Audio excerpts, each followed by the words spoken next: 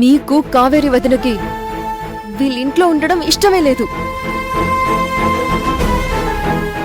అందుకే వీళ్ళని దొంగలుగా హంతకులుగా చూపించాలనుకుంటున్నారు. చూడంకితా, నువ్వు భువన కూతురివి కాకపోయి ఉంటే పరిస్థితి వేరేలా ఉండేది. కాకమ్మా, నువ్వాగు.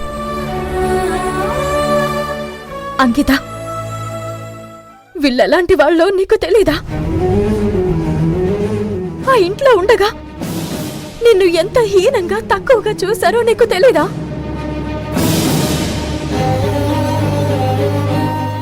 చివరకు నిన్ను సూపర్ మార్కెట్లో సేల్స్ గర్ల్ గా జాయిన్ చేయాలనుకుంది మీ పిన్ని.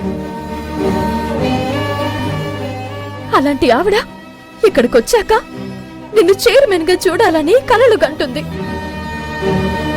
ఎందుకో నీకా మాత్రం తెలీదా? వదినా, అది మా కుటుంబ సమస్య.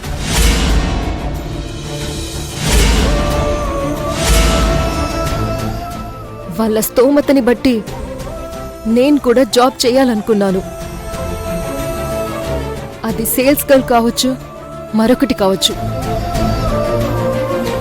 ఇక చైర్మన్ పదవి అంటావా? ఇక్కడికొచ్చాక నా హక్కుల కోసం మా పిన్ని ఫైట్ చేసింది. అది ఆవిడ పెంచిన ప్రేమ అని నువ్వనుకుంటున్నావు. 5 లక్షల కోసం కక్కుర్తిపడి కంపెనీకి 10 లక్షలు నష్టం తెచ్చారు వీళ్ళు. నువ్వు చైర్మన్ అయితే లక్షలు కాదు, కోట్లు దోచేస్తారు. జరిగిన దాంట్లో మా వాళ్ళ తప్పేం లేదని, సరిగ్గా ఎంక్వైరీ చేయకపోవడం నా తప్పే అని చాలాసార్లు చెప్పాను. అంకిత, జరిగిందేదో జరిగిపోయింది కదా, ఇంకూరుకోండి. అయినా తప్పంతా మీదే భువనమ్మా. ₹1 కోటి తీసుకొచ్చి కన్న కూతురికి కాకుండా పెంచిన కొడుకు భార్యకిచ్చారు.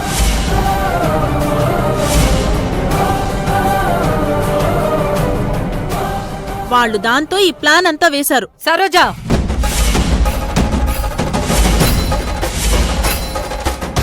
కన్న ప్రేమ పెంపుడు ప్రేమ అనేదేమీ లేదు. ఇద్దరూ నా బిడ్డలే.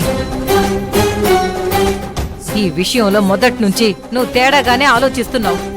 అందువల్లే ఇన్ని గొడవలు వచ్చాయి. అమ్మా, జరిగిన దాంట్లో పిన్ని వాళ్ళ తప్పేం లేదు. తప్పంతా వదినదే. అంకిత,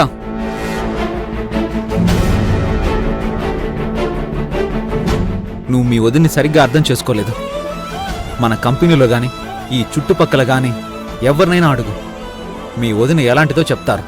జరిగిందంతా కళ్ళ ముందు కనిపిస్తుంటే ఎవరినో అడగమంటావేంటన్నయ్యా?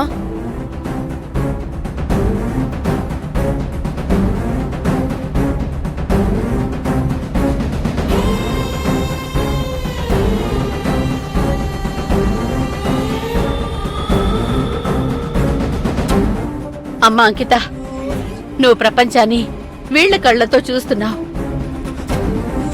వాళ్ళేం చూపిస్తే అదే చూస్తున్నావు. వాళ్ళు చేసేవన్నీ తప్పులమ్మా. రుక్మిణమ్మ, వాళ్ళు తప్పులే చేస్తారు. వాళ్ళ బుద్ధి అలాంటిది. కానీ వాళ్ళు తప్పులు చేశారని కావేరి అర్జున్ కూడా తప్పులు చేస్తే ఎలా? చూడండి, నా కూతురు తప్పు చేయదు. కేవలం వీళ్ళు చేసిన తప్పులని బయట పెట్టాలనుకుంది, అంతే. అవునమ్మా, మేం కింది స్థాయి వాళ్ళం కదా. మేం తప్పు చెయ్యకపోయినా చేసినట్టు కనిపిస్తుంది. మీరు పై స్థాయి వాళ్ళు కదా.